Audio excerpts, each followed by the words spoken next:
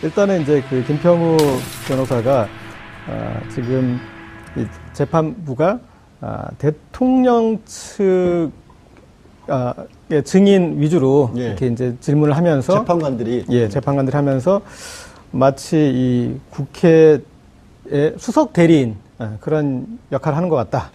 그리고 이제 좀 약간 막말 쪽으로 가보면 이 탄핵 자체가 졸속 탄핵이고 반석 없는 마치 야쿠자 같은 짓이다. 야쿠자라는 표현을 썼어요. 야쿠자라는 표현이 나왔고요. 예, 그리고 이런 그 중요한 판단에 헌법재판관 9명이 해야지. 안 그러면 이 상황 자체가 이런 내란 사태다. 이렇게 판단하지 않는다면. 그러니까 판단 자체가 헌법재판 자체가 내란이라는 이렇게 이제 겁니까? 9명으로 구성을 해서 하지 않으면 이제 그 정도 이렇게 인정할 수 없다라는 이제 그런 말이고요. 그 다음에 이제 탄핵소추 이것에 대해서 이런 일은 북한에서나 하는 어떤 정치 탄압이다.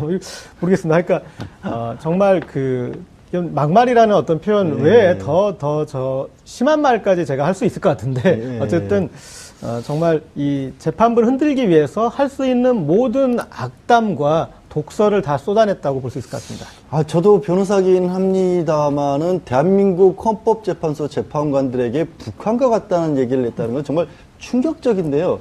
이 변호사님, 박근혜 대통령 대리인단은 헌법재판관들은 되게 미운가 봐요. 아니, 이제 지금 김평우 변호사 같은 경우는 대한 변호사 협회장까지 지내신 분이에요. 저희 대표셨잖아요. 예, 지내신 분인데, 그분이 이게 헌법재판소를 마치 친박 집회장처럼 지금 오인하고 있는 것이 아닌가. 어차피 태극기 두르고 나오신 분도 계셨고. 그러니까 그 변호사의 한술 더 뜨고 있는 거죠. 네.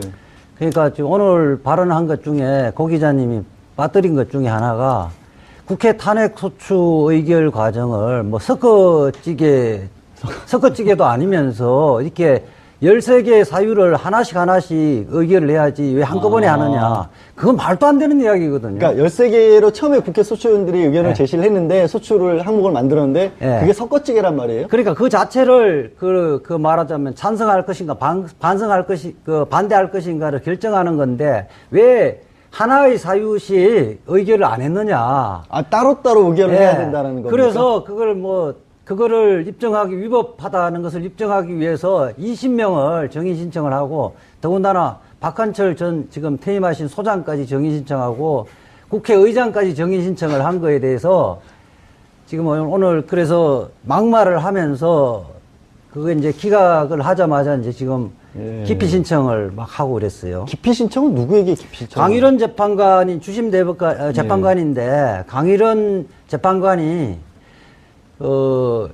피청구인 쪽에 정의 신청에 대해서 중간에 개입을 해서 질문을 했다는 거를 갖고 국회 소추위원 측에 수석 대변인이냐 이렇게 계속 막말을 했기 때문에 이정미 소장 대행이 그거는 있을 수 없는 말이다.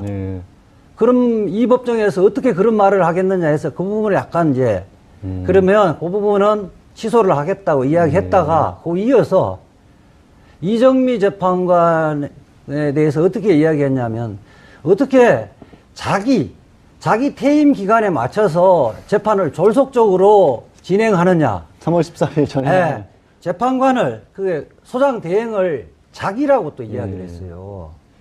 소장 자기라고 말을 자기라고 했어요. 그 자리에서. 그러니까 이 막말 수준이 아니라 그러니까 자유민주주의를 수호하자는 사람이 자유민주주의라는 국가기관을 존중하는 거 아니에요.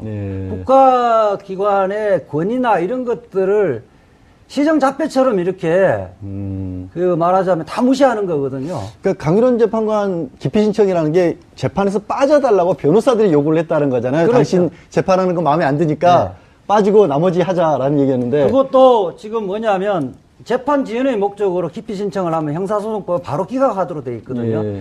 그러니까 이런 꾀를 낸 거예요. 형사소송법을 준용하도록 돼 있잖아요. 탄핵 심판은. 그렇죠. 그러니까 이 부분은 민사소송법을 준용을 해서 신청을 했는데 지금 현재 상태는 휴정돼 있습니다. 아마도 곧바로 재판정에 들어와서 이 부분은 바로 기각할 것 같습니다. 정 교수님, 네. 예, 재판관들에게 그런 막말을 하고 또 아까 이제 이재화 변호사님이 증인을 새롭게 신청했다고 하는 부분들이 애초에 처음부터 이 재판이 잘못됐다라는 거거든요. 아예 처음으로 돌아가자는 거예요. 그래서 아예 처음부터 다시 봐야 된다는 주장인데 이런 정도면은 거의 이게 재판을 하자는 게 아니라 그냥 지연 작전 글자 그대로 그런 거라고 봐야겠죠. 그렇죠. 이제 사실은 헌법재판소에서 뭐 우리가 불과 4년 전에 국민의 손으로 뽑았던 대통령을 탄핵하는 아주 엄중한 자리 아니겠습니까? 그렇죠. 예. 국민의 입장에서 사실은 상당히 마음 아픈 일이기도 하죠. 그런데 어쨌든 헌법재판소는 철저하게 법리 공방에 근거해서 이루어져야 되는데 아마 박근혜 대통령이 실제로 갖고 있는 어떤 자기를 변호하거나 자기의 어떤 지금 혐의들을 나름대로 검증할 수 있는 법적 근거들을 충분히 갖고 있지 않은 상태에서 이 헌법재판소의 지금 심리에 들어간 게 아니겠느냐. 그렇다면 남아있는 수단이라고 하는 것은 변호인단을 포함해서 박근혜 대통령은 이 헌법재판소를 이른바 정치적으로 활용하는 방법, 특히나 이 장외에 있는 여론전이라든지 이런 것들과 연동을 해서 헌법재판소의 가장 중요한 프레임이 그거 아니겠습니까? 그래서 지금 헌법재판소의 절차가 부당하다. 예. 그렇잖아요. 그렇죠. 그러니까 자신들이 법적 근거를 통해서 증명할 수 없기 때문에 이 절차 자체가 부당하다. 특히 재판관의 어떤 정치적 중립성의 문제라든지 또는 말하자면 이른바 절차의 어떤 이 신속성에 대한 문제 제기라든지 이런 것들을 함으로 해서 이 절차 자체가 부당하고 하다라는 어떤 프레임 이거를 이제 마지막으로 지금 부여잡고 있는 것 같습니다. 그러니까 여러 가지 것들이 지금 사실은 여의치 않다라고 하는 걸 또 보여주면서 마지막 남은 수단이 이 절차를 정치화시키는 방법. 그거는 대통령도 사실은 일정 부분 공유하고 있는 거 아니겠습니까? 그래서 이런 것들이 어찌 보면 마지막 남아있는 수단이다라고 보여지고요. 택할 수 있는 게 그것밖에 없다. 그렇다면 제가 이제 역으로 이 상황을 좀 지켜보면 박근혜 대통령이 실제로 많은 카드를 갖고 있다라고 예측을 했었어요. 예를 들면 헌법재판소에 나와서 신문도 받고 뭐 이런 과정들 기타 등등의 어떤 여러 가지 수단들을 많이 갖고 있는 것처럼 보여졌지만 사실은 너무 없는 거 아니냐. 그래서 속수무책으로 이제 임박해 있는 헌법재판소의 판결을 탄핵 판결을 기다리는 수단밖에는 남아있지 않고 어떤 수단도 사실은 작동하지 않는 심지어는 지금 이제 그 선고 기일 자체를 판결 기일 자체를 미루는 것도 사실 여의치가 않고요. 헌법재판소가 사실은 법정 관리라고 하는 부분들을 틀어서 상당 부분 엄격하게 지금 관리를 하고 있고 또 하나는 이제 본인이 직접 이제 증인으로 나와서 이제 받아야 되는 여러 가지 이제 과정들 이런 것들도 크게 작동을 하지 않을 것 같다라는 판단이 드는 거죠. 이런 기타 등등들을 우리가 본다라고 하면 실제로 박 대통령 측에서는 이미 이제 탄핵 관련되어지는 결과에 대해서 이른바 이제 두 손 두 팔 다 든 상황이 되어버리고 막판에 이제 변호인단이 법정에서 할 수 있는 것은 이른바 그런 막말이라든지 정치적인 어떤 문제 제기라든지 이런 것들이 남아 있는 것이다. 안타까운 현실이죠. 네. 자, 오늘은 좀 급박하게 돌아간 하루였습니다. 헌재에서 나오는 뉴스들이 굉장히 많았는데 일단은 박근혜 대리인단은 헌재에서 거의 깽판 수준으로 지금 박근혜 변론을 하고 있어요. 네. 그러다가 심지어는 이런 얘기가 있겠습니다. 김평우 변호사 저번에 그 당뇨 이야기 하셨던 분. 예, 몸 불편하신 분이요. 오늘은 초콜릿을 많이 가져왔었다고. 정작 자기가 밥 먹고 하자 그래놓고 밥을 먹자고 12시가 돼서 땅땅땅 치니까 이제부터 하겠다고 어그로를 넣으시는 분. 근데 이분들이 한 말이 저는 굉장히 놀라울 정도였어요.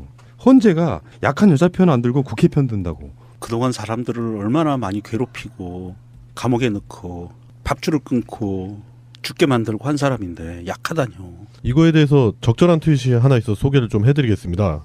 좌파 빨갱이님 트윗인데요. 대통령 쪽 헌재 약한 여자 편 안 들고 국회 편 들어 막말. 약한 여자지 약한 여자지. 아 그러네. 예. 박근혜 씨가 그 청와대에서 했었던 각종 불법 의료행위라든지 그런 의약품 관련 의혹에 대해서 좀 이렇게 촌철살인으로 강하게 찔러주신 것 같아요. 그다음에 이런 얘기도 있어요. 세월호 참사 관련해가지고 대통령은 머리도 못 깎나? 아니 삭발을 해도 누가 말리지는 않아요. 누가 말린데 그런 거를 엄중한 시기에 사람이 그 수백 명이 죽어가는 상황인데 국민이 매새끼 같은 애들이 죽어가는데 거기에 앉아가지고 삔이나 꽂고 있고 드라이질이나 하고 있고 하면 그러니까 이따가 이야기가 다시 나오겠지만요. 헌재 이야기가 아니고 특검에서 나온 이야기 중에 이제 세월호 7시간에 대해서 유의미한 사실을 찾지 못했다 그러면은 사람들이 실망하거든요. 근데 이게 정확한 수사의 가장 훌륭한 결론이에요. 무슨 말이냐면은 유의미한 사실을 찾지 못했다라고 하면 우리 입장에서는 수사가 마치 실패한 듯한 느낌이잖아요. 네. 특검이 바라보는 박근혜의 죄와 헌재가 바라보는 박근혜의 죄가 다르기 때문에 그렇습니다. 헌재에서는 박근혜가 아무것도 하지 않은 것이 가장 중요한 혐의 대통령의 실책이란 말이에요. 근데 진짜로 아무것도 안 했으니까 유의미한 걸 찾을 수가 없는 게 사실이죠. 그러니까 결론적으로 말하면 특검이 뭘 못 찾았다고 하는 것은 굉장히 의미 있는 저는 결과 발표라고 봐요. 아무것도 하지 않았기 때문에 생긴 탄핵 사유인데 말이에요. 자, 어쨌든 그 정도고요. 김평우 변호사가 저번에 그 당 떨어진 이야기에는 오늘은 초콜릿을 많이 가져와서 괜찮다. 이 사람들이 지금 제가 가끔씩 이제 유튜브 가서 보면은 헌법재판소에서 벌어진 일들을 이렇게 방송되는 거 있어요. 그거를 이렇게 영상을 올라오거든요. 그걸 보고 있으면은 저 사람들이 진짜로 변호사들일까? 이런 생각이 들 정도예요. 정말 심각합니다. 막장 변호사들은 뭐 많죠. 미국의 뭐 트럼프 변호사들이 뭐 줄을 서고 있는데 김평우의 변론이 1시간 40분짜리였었어요. 초콜릿을 엄청 많이 가지고 왔었나 봐요.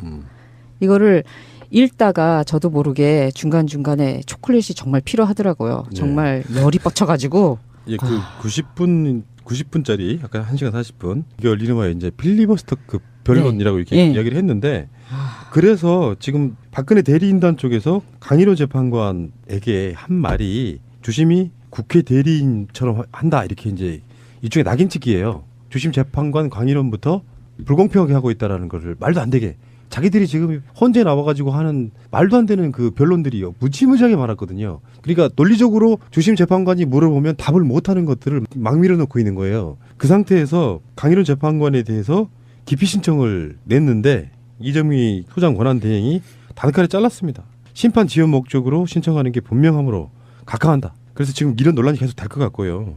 원래는 24일까지 예정돼 있던 탄핵 심판 최종 변론 기일을 3일을 연기를 했어요. 이건 뭐 뉴스의 헤드라인만 보신 분들은 속보에 이건 뭔 일이냐 또 헌재가 휘둘리는 게 아니야 이런 게 아니고요. 24일로 못을 박아 넣자마자 박근혜가 출석을 한 해 만에가 계속 이야기가 나오고 있는 거라서 그러면 24일이 금요일인데 토일 월 더해서 3일을 더 줄 테니까 그 기간 안에 뭔가를 해라. 그 다음에 토요일 일요일 결정 있어요. 사실 하루 정도 미뤄진 거라고 좀 보시면 되고요. 그래서 박근혜가 헌법재판소에 나오는 것까지도 이제 시간을 좀 더 주겠다 이런 거거든요. 박근혜 측이 배수진을 칠 수밖에 없게 헌재 그 의지가 좀 보이는 그런 대목인 것 같아요. 자꾸 뭐 출석을 하겠다 안 하겠다 뭐 증언은 어떻게 하겠다 뭐 질문은 받지 않겠다 뭐 이런 식으로 자꾸 이렇게 국민들에게 분노하는 감정을 유발했는데 그런 부분을 약간 해소해주는 그런 좋은 소식인 것 같습니다. 그러니까 이제는 빼도 박도 못하는 상황으로 지금 헌재 일정이 다 나와버린 거거든요. 그 달력을 이렇게 보시면은 현재 오늘 방송하는 오늘이 22일이고요. 24일 날까지 끝내려고 했던 걸 27일로 미뤘죠. 그리고 나서 3월 2일, 3일, 6일, 7일, 8일, 9일, 10일 중에 나온다는 얘기예요. 그러니까 그런 면에서 보면은 13일 월요일이 그 이정미 재판관의 헌법재판소장 대행의 또 임기 만료이기도 하고요. 그 날짜로 보면은 아무리 늦어도 10일 그리고 일상적으로는 9일 정도 이렇게 보고 있는 게 아니냐. 이미 지난주부터 헌재에서는 결정문을 작성이 들어갔어요. 헌재 결정문 작성을 할 때 제일 먼저 하는 게 팩트, 사실관계부터 정리를 하거든요. 시간을 아끼기 위해서 사실관계부터 정리가 들어가 있는 상태고 아마도 어느 정도 끝났을 겁니다. 그 부분에 대해서는. 이제 그 다음에는 논란이 됐던 이제 뭐 변호했던 내용들에 대한 정리가 들어갈 거고요. 그리고 최종적으로 재판관들 8명의 각각의 개인의 의견들을 첨부하겠죠. 그래서 인용이냐 기각이냐를 판단을 할 텐데 뭐 시간은 충분한 것 같아요. 오히려 박근혜 측 대리인단이 우리가 예상할 수 없는 모든 미친 짓들을 다 해줘서 재판관들 헌법재판관들이 입장에서는 뭐 책 잡힐 일은 이제 거의 없이 재판을 끌어왔다라는 생각이고요. 박근혜 탄핵된 날짜가 정확히 언제인지 기억하시죠? 12월 9일인가요? 네, 12월 9일입니다. 예. 그러니까 3월 9일쯤이면 딱 정확하게 3개월. 예. 거의 90일 만에 28일이 2월인 거 제외하면은 12월이 31일까지 있고요. 1월이 31일까지 있기 때문에 딱 예. 90일 예. 되는 바로 그런 날에 지금 탄핵 결정이 내려질 것 같은데 저는 김기춘 옹의 9년 전 발언에서 모 잡지와 인터뷰에서의 이야기가 저는 굉장히 의미가 있다고 생각합니다. 탄핵 소추 관련한 이런 재판은 유죄 추정의 원칙. 여러 가지 죄들 중에서 한 가지라도 죄가 있으면 탄핵을 시키는 게 마땅하다는 거예요. 그놈아도 법을 전공하고 검찰 생활을 공안검찰로 지내긴 했지만 검찰 생활을 오래 했고 법 전문가의 입장에서 보더라도 그렇다라고 노무현 대통령 때 탄핵됐을 때 그 당시에 이제 조금 지나선과 그 발언을 한 거예요. 그러는데 요즘 들어서 자기가 한 발언이 또 이렇게 자기한테 올 줄은 몰랐겠지. 그렇지. 예, 그건 몰랐을 거고 정말 새옹지마라고 죽을 때까지 권력을 누릴 것만 같았던 김기춘이가 구속돼서 그 구치소에 있는 것도 자기는 뭐 당연히 꿈도 안 꿨을 거고요. 대한민국 헌법에 대통령이 탄핵 의결이 되면 국회에서 탄핵 의결이 되면 직무가 정지가 됩니다. 직무가 정지가 된다는 것은 유죄 추정 원칙하고 정확하게 맞는 거예요. 거기서부터 시작해서 2가지건 3가지건 10몇 가지건 어느 한 가지라도 대통령의 직무에 있으면서 하지 않았 어울리지 않고 직무에 반하는 행위들을 한 거에 대한 탄핵 인용 결정이 나면 탄핵이다. 직무가 정지가 된 이제 대통령직에서 물러나는 거다라고 하는 거는 당연한 얘기인 것 같아요. 김기춘도 그거는 뭐 특별한 발언을 한 게 아니고 당연한 발언을 한 거고. 근데 우리가 생각하기엔 참 놀랍죠. 아, 김기춘이가 이런 당연한 얘기도 하는구나. 탄핵은 확실시 된다. 그 확실시 된다고 하는 일반적인 법상식, 국민들의 어떤 생각들이 만약에 뒤집어진다면 돌아올 흑폭풍은 저는 제가 생각해도 굉장히 두려울 정도입니다. 예. 지금 뭐 이따가 다시 이야기 또 합니다만 우병우 영장 기각도 그런 의미가 좀 가깝잖아요. 역사는 그게 항상 정반합으로 가는 거잖아요. 굉장히 해겔은 정말 대단히 훌륭하신 분이에요. 그런 이론을 남기셨다는 게. 정의에 대해서 반대하는 뭔가가 나오면 또 거기서 만들어지는 합이 있고 그 합에 대한 또 반이 나오고 뭐 이런 방식으로 가는 거잖아요. 네. 새벽에 뭐 굉장히 많은 분들이 제가 속해 있는 여러 가지 SNS 방 같은 데다가 우병우 탄핵 기각된 거에 대해서 막 한숨 쉬고 막 난리 나고 근데 그런 식으로 하실 필요 없다. 저는 그렇게 꼭 말씀드리고 싶은 거예요. 그렇게까지 거기에 목을 매야 될 이유가 뭐가 있습니까? 자, 파리 이장님의 트윗입니다. 박근혜 법률 대리인단의 막말. 재판관 9명이 선고 안 하면 내란 상태 돌입. 서울 아스팔트길 피와 눈물로 덮일 수도. 소추 내용 안 알려준 건 북한식 정치 탄압. 이성을 상실한 것 같지만 이것이 수호 세력들의 본색이다. 이렇게 올려주셨어요. 아주 입으로 배설을 하고 있네요, 이놈들이. 그러니까 재판관 9명이 선고 안 하면 내란 상태 돌입한다는 게 무슨 뜻이냐면 현재 헌법재판관들이 8명이잖아요. 그렇죠. 예. 9명을 채워야 된다. 황교안이 1명 임명해서 9명이 심판을 해야 된다는 얘기고요. 서울 아스팔트길 피와 눈물로 덮일 수도 이거는 뭐냐 하면 헌재에서 인용이 되는 순간 촛불과 태극기 집회라고 얘기하는 수구 꼴통 세력들의 집회가 서울 시내에서 정면 충돌할 거다. 그래서 서울의 아스팔트길이 피와 눈물로 덮일 거다. 이거 약간 김정일 냄새가 나요. 이 사람들은 제가 봤을 때는 내란선동 같은 걸로 예. 서울 피바다 발언하고 약간 불바다 발언, 피바다 발언 비슷한데 소추 내용 안 알려준 건 북한식 정치 탄압. 뭐냐 하면 국회에서 소추 의결이 됐을 때 그거를 미리 알려주지 않았다라는 얘기예요. 근데 이 사람들 변호사 맞아요? 법조꾼. 야, 이상한 게 북한식 정치 탄압했으면 벌써 죽였어요. 그렇지. 방사포로 쏴 죽여버렸다니까. 덕침을 그냥 쏴버리거나. 독침을 쏘든가 그냥 아니면 얼굴에 덮든가. 에이쿠야. 자, 알겠습니다. 헌재 분위기는 이런 거 있어요. 아까 말한 그 정반합 여기서 적용돼요. 굉장히 신사적으로 법을 갖고 논리적으로 따지게 되면 헌법 재판관들도 그 사람들 사람 대우를 할 수 있거든요. 근데 말도 안 되는 어그로 길기. 이분들 그 영상으로 한번 보십시오. 헌재에 관련된 영상들 유튜브에 꾸준히 올라오는데요. 날마다 올라와요. 올라오는데 그냥 어버이 연합이에요. 어버이 연합 분들 있잖아요. 거기 현장에 나오셔서 행패 부리고 하는 그런 분들이나 변호사들이 어쩜 그렇게 똑같은지 모르겠어요. 심각할 정도다. 저는 그렇게. 피청구인 쪽에 그 정의 신청에 대해서 중간에 개입을 해서 질문을 했다는 거를 갖고 국회 그 소추위원 측에 수석 그 대변인이냐 뭐 이렇게 계속 막말을 했기 때문에 이정미 그 소장 대행이 그거는 있을 수 없는 말이다. 그럼 이 법정에서 어떻게 그런 말을 하겠느냐 해서 그 부분을 약간 이제 그러면 그 부분은 취소를 하겠다고 이야기했다가 그 이어서 이정미 재판관 대해서 어떻게 이야기했냐면 어떻게 자기 퇴임 기간에 맞춰서 재판을 졸속적으로 진행하느냐. 3월 14일 전에. 네, 재판관을 그 소장 대행을 자기라고 또 이야기를 했어요. 아, 소장 자기라고 그 네, 나를 걱정. 자기라고 그랬어요. 네. 그 자리에서. 그러니까 이 막말 수준이 아니라, 그러니까 자유민주주의를 수호하자는 사람이 자유민주주의라는 국가기관을 존중하는 거 아니에요. 네. 국가기관의 권위나 이런 것들을 시정잡배처럼 이렇게 그 말하자면 다 무시하는 거거든요. 그러니까 강일원 재판관 기피 신청이라는 게 재판에서 빠져달라고 변호사들이 요구를 했다는 거잖아요. 그렇죠. 당신 재판하는 거 마음에 안 드니까 네. 빠지고 나머지 하자라는 얘기였는데. 그것도 지금 뭐냐면 재판 지연의 목적으로 기피 신청을 하면 형사소송법 바로 기각하도록 돼 있거든요. 예. 그러니까 이런 꾀를 낸 거예요. 아. 형사소송법을 준용하도록 돼 있잖아요. 탄핵 예, 심판은. 그렇죠. 그러니까 이 부분은 민사소송법을 준용을 해서 그 신청을 했는데 이 지금 현재 상태는 휴정돼 있습니다. 아마도 곧바로 재판정에 들어와서 이 부분은 바로 기각할 것 같습니다. 정 교수님. 네. 예, 재판관들에게 그런 막말을 하고, 또 아까 이제 이재화 변호사님이 증인을 새롭게 신청했다고 하는 부분들이 애초에 처음부터 이 재판이 잘못됐다라는 거거든요. 아예 처음으로 돌아가자는 거예요. 그래서 아예 처음부터 다시 봐야 된다는 주장인데, 이런 정도면은 거의 이게 재판을 하자는 게 아니라 그냥 지연 작전, 글자 그대로 그런 거라고 봐야겠죠. 그렇죠. 이제 사실은 헌법재판소에서 뭐 우리가 불과 4년 전에 국민의 손으로 뽑았던 대통령을 탄핵하는 아주 엄중한 자리 아니겠습니까? 그렇죠. 예. 국민의 입장에서 사실은 상당히 마음 아픈 일이기도 하죠. 그런데 어쨌든 헌법재판소는 철저하게 법리 공방에 근거해서 이루어져야 되는데 아마 박근혜 대통령이 실제로 갖고 있는 어떤 자기를 변호하거나 자기의 어떤 지금 혐의들을 나름대로 검증할 수 있는 법적 근거들을 충분히 갖고 있지 않은 상태에서 이 헌법재판소의 지금 심리에 들어간 게 아니겠느냐.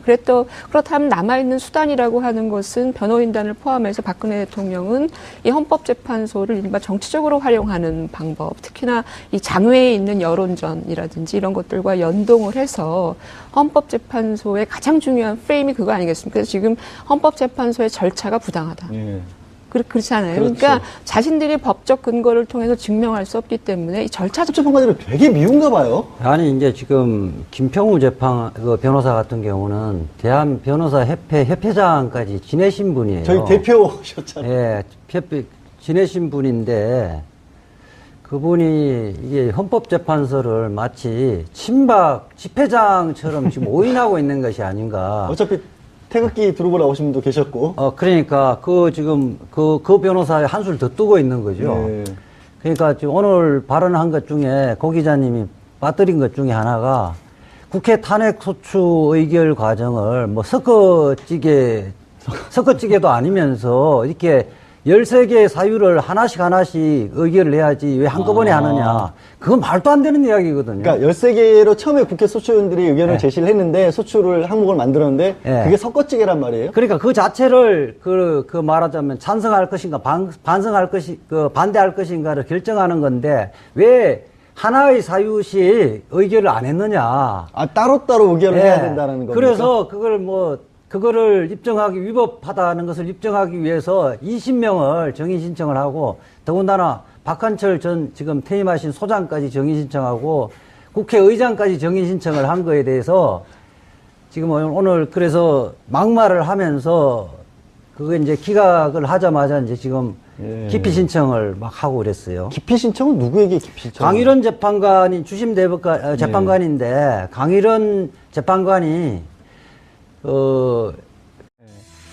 일단은 이제 그 김평우 변호사가 지금 이 재판부가 대통령 측의 증인 위주로 예. 이렇게 이제 질문을 하면서 재판관들이 재판관들이 하면서 마치 이 국회의 수석 대리인 그런 역할을 하는 것 같다.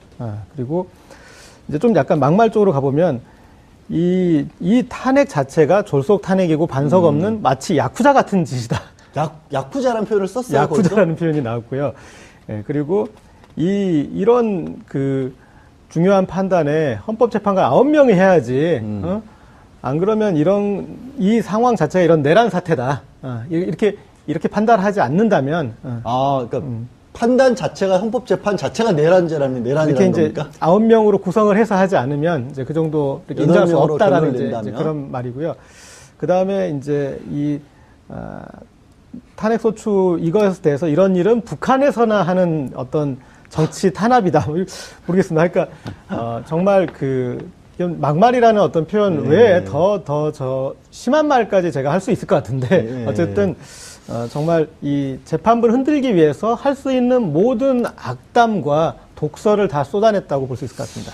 저도 변호사긴 합니다만은 대한민국 헌법재판소 재판관들에게 북한과 같다는 얘기를 했다는 건 정말 충격적인데요.